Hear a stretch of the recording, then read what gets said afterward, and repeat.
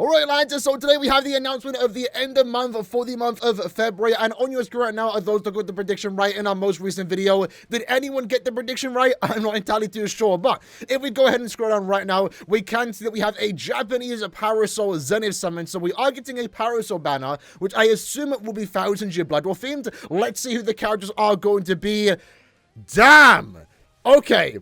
Alright, first thoughts, I'm actually liking this, because I've heard for a while now that we were supposed to get a Shinji and Momo Parasol banner. I really like that there is a third character, and it is Riruka. This should be 1000-year Blood War, by the way, because I'm pretty sure it's giving off 1000-year Blood War vibes in terms of the artwork, especially Momo. I like the 3 characters, though. I think that's doing a big selling point here, because I really thought if it was a 2-character banner, I weren't going to summon, but damn, I like it. Honestly, though, Caleb love Parasol banners. This is like the most consistent seasonal banner other than like swimsuits every single year, and I can kind of see why. The designs for these characters are actually really good. I feel like it's been some time since Riruka has received a newer character, especially a seasonal one. Shinji, I'm kind of down getting a character, but Momo, she's been getting a lot of characters lately. I'm not gonna lie. Someone at Caleb has a thing for both Momo and also Riruka. But here we are. So having a look at the characters' attributes, we have a power, heart, and also technique character. So Shinji is going to be the limit breaker character of the month. I'm not sure what Riruka is going to offer, but I'm pretty sure Momo should be the newest Sparta killer. Let's find out though. Let's find out. So first up, Shinji. We have a melee strong attack character. All attacks have dominate plus. So we actually have a Shinji with the new stat element. With that, he has an EX move, a high rate of domination plus. Important to understand that it is dominate plus. I just realized that myself, even though I just read it. And then he has 3 skills. Damage to dominate the enemies plus 100%. We know with Giselle that's actually really good. He has a team party buff, which is kind of crazy. Increased damage to status afflicted enemies plus 20%. But that's for every character in the entire game, not restricted to a certain affiliation or a certain attribute. And then with that, he does also have Poise Break. Is that a soul trait? It's not. His soul trait is 14%. No affiliation killer plus. Scrolling down, have a look at the skills. Frenzy plus 2, an 80% berserker with the 80% spiritual pressure boost, with the additional 20%, with the increased thousand chance, and the extra 100% damage. Damage-wise, we're looking at an overall good character. Although at the same time, this character kind of has to have a good damage output because we are kind of comparing him to Uetsu as a immediate no affiliation killer unit. From the skills thus far, he looks honestly good enough. I'm interested to see how that 20% status effect is going to play an effect. Are we actually going to put this character in our team?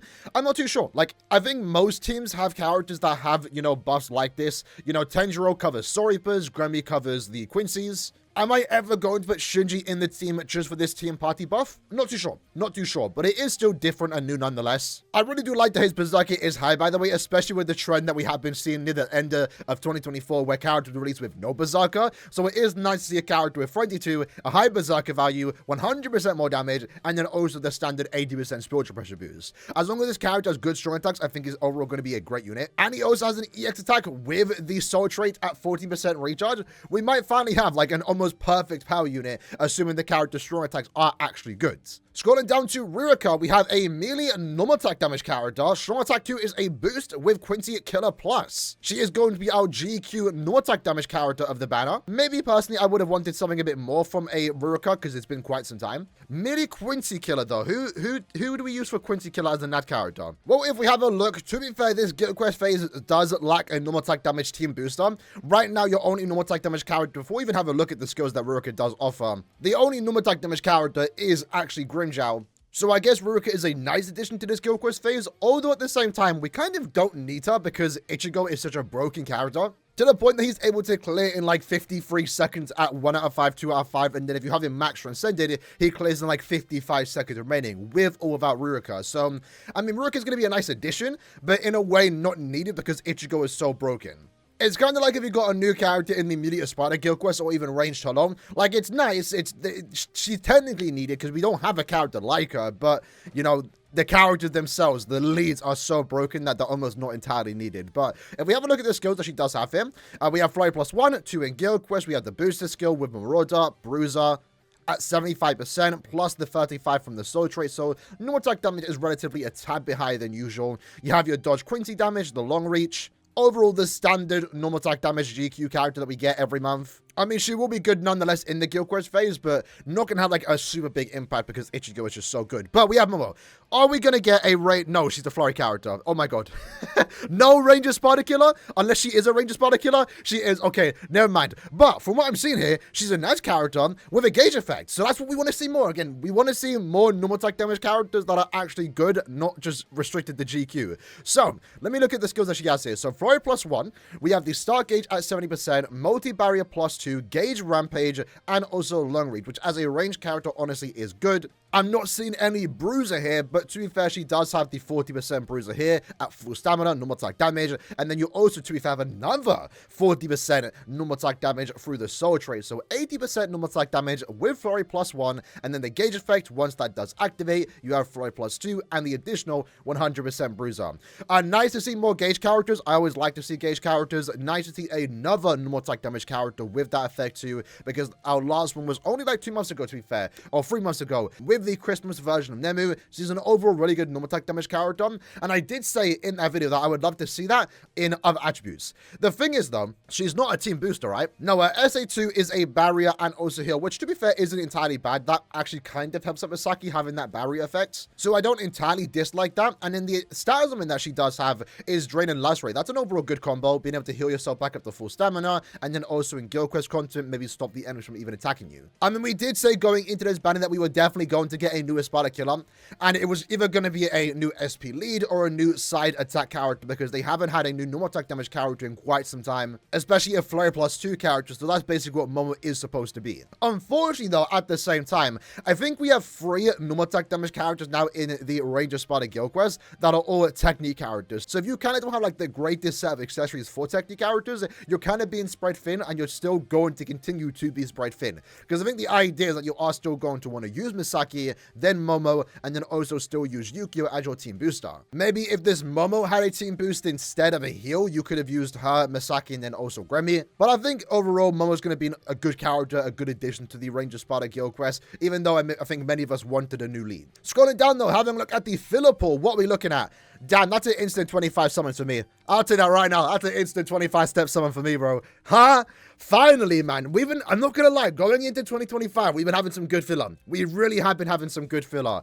I was really hoping that Shinji and also Kensei would be in this banner, because they should now start to appear as filler, but having the swimsuit characters here, I think is a welcome addition, because I think all 3 of them are actually still really good. I personally am missing Bambietta and also Candice, and they're still good for their Guild Quest phases. They're overall fun units that I really want to get my hands on. So for me, I'm missing 5 characters in this banner, so I'm definitely going to be summoning. And then with that, you also do have the Parasol, Shinji, and Osen, and now that were introduced mid last year, they're overall still good characters too. And then Gin is here. I would have loved if Gin was a Rukia instead, I will be honest. So Gin could have been a better character. He could have been replaced with Rukia. But yeah, overall, just first impressions, I'm liking it a lot more than I thought I would. We did get some potential leaks yesterday that we were going to get a Parasol banner, but for the longest of time, only Shinji and Momo were kind of leaked, so I really thought this was going to be a 2-character banner. Very happy to see that Riruka is here. I like the designs thus far. Haven't seen the full designs, but Caleb always go in when it comes to Parasol. I can see why they do Parasol characters so much. And in general, from the looks of it, very surprising to have a 2 normal attack damage character banner. But Momo is what we want to see more of, a general normal attack damage character. Shinji looks to be a great character. We're going to look at his strong attacks in a second.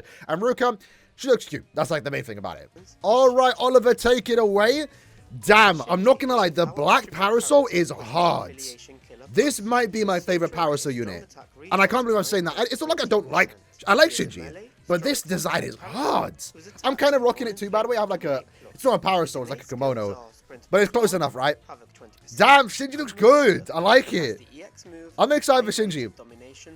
The thing is, though, again, I'm not sure how he's going to be good in Guild Quest. I'm sure he'll be fine, but Oetsu does exist. But, hey, man, I'm here for it. All right, so let's see the attacks that we have going for Shinji.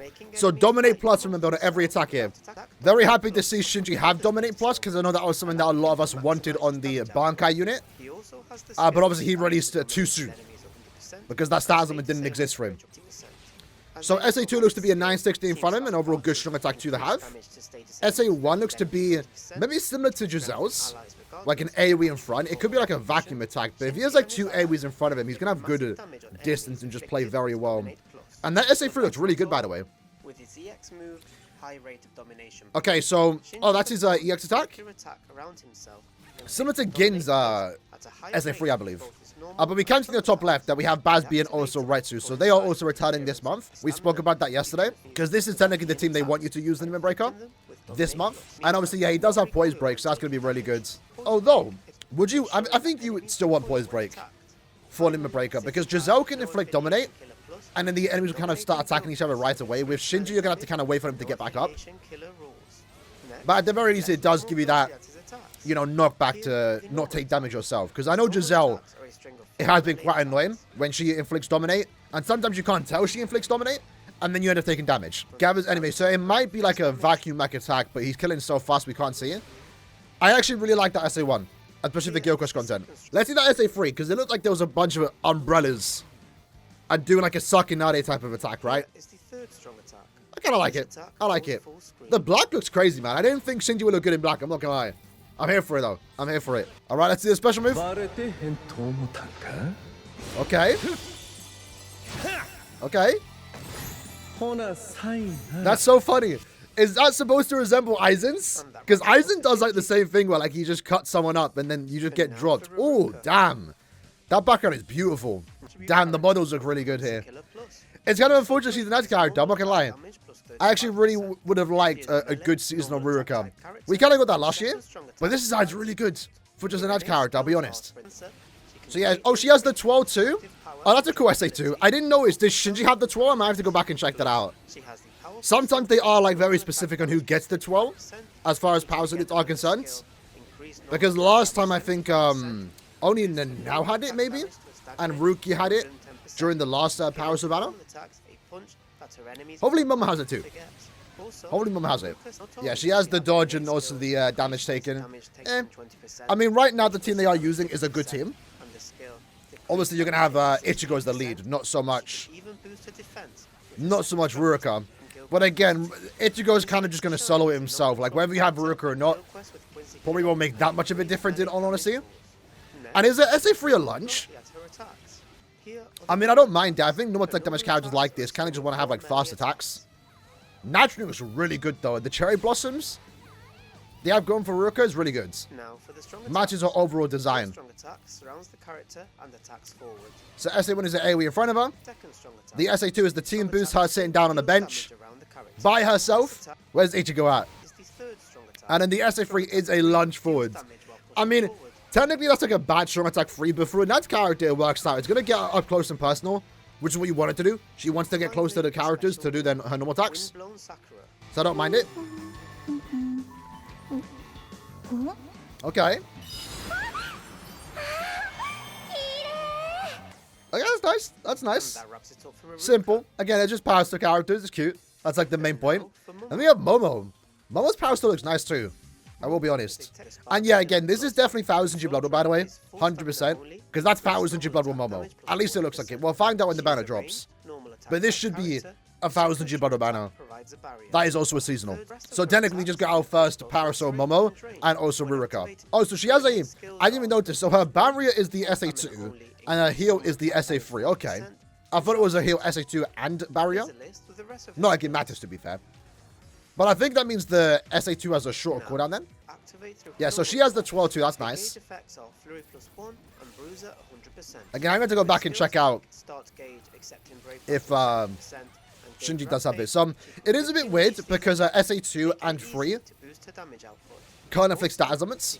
So that might be a tad bit awkward, but I think it's fine. She doesn't even have an increased chance, so it's not that big of a deal. Although SA2 should be able to inflict status limits. I swear barriers could, if it's just a barrier. I can't remember. But I feel like at this point in time, in 2025, we should be able to inflict status limits on these type of attacks. Barriers, heals, boosts, for example. Not a big deal on this character, but some characters do get hit quite hard when they have like a boost or something on their SA2. So yeah, right now the team they are using might be the best team for this Guild Quest phase. Again, I would have loved for Masaki to be replaced, I will be honest. I don't like using her. But for those that are struggling to attempt that Guild Quest phase, she'll be a good character nonetheless. And she should hopefully just be a good character outside of Gilquest too, since she is getting Flurry too when the gauge is active. And what, 180% bruiser? That's quite high. That's quite high. With some good survivability. Can't complain about that in all honesty. The strong attacks in general look nice. Can't really complain about them. Definitely an upgrade compared to the last banner that we had 2 weeks ago, right? With Runa and Yumachika. Alright, let's see the sub-bomb. Dressed to impress. Nice. Okay. They both her and Riruka say like the exact same thing in the soul bomb, but that looks good for like brave souls. That looks good. I like it. Nice. All right, so that's our end of month banner. I'm summoning. I mean, the fillers are definitely helping me summon too. But let me quickly go back to Shinji. Does he have? Okay, Shinji doesn't have the tour, unfortunately, but that kind of makes sense. They kind of want to just put down girls only. So yeah, in general, I actually do like this banner. I don't dislike the idea that they are doing more 1000 Blood War seasonals, because 1000 Blood War banners are like stuff that we pull on almost every other month, right? So the quicker these characters can become fillers, they are going to be eventually thrown into just a lot of other 1000 Blood War banners in the future, like what we are seeing here with, you know, Candice, Mininya, and also Bambietta. We will continue to summon on 1000 Blood War in the future, right? Let's say, just hypothetical, this time next year, we'll be pulling for core 3 characters, and when we pull for those core 3 characters, eventually these characters like we're seeing here will show up as fillers, and we're now seeing these characters show up as fillers a lot earlier than usual. Usually it takes like a year for these characters to become fillers, but it's like now 10, even 9-8 months at this point in time. Like always with any PARASOL banner, the characters themselves I think all look great. Artwork and also a visual standpoint, they look beautiful. Shinji in the all black I think looks really cool, and I'm kind of excited that he is the best character of the banner. I guess from a meta standpoint, I don't think I even need any of these new characters, but I still want to pull nonetheless, especially with the filler pool, because I actually do want to get the swimsuit characters too. So there's like 5 new characters for me to pull for. That's easily me gonna go, I'm not sure 25 steps, but at least like 15, maybe 10, 15. I'm not too sure. But yeah, the banner itself is here in less than 2 days time, so I'm definitely gonna be summoning. Let me know how you lads feel about these characters in the comments below. I think for a seasonal banner, it's actually pretty cool. Let me know what you lads think. I'll see you lads next time. Take care and peace.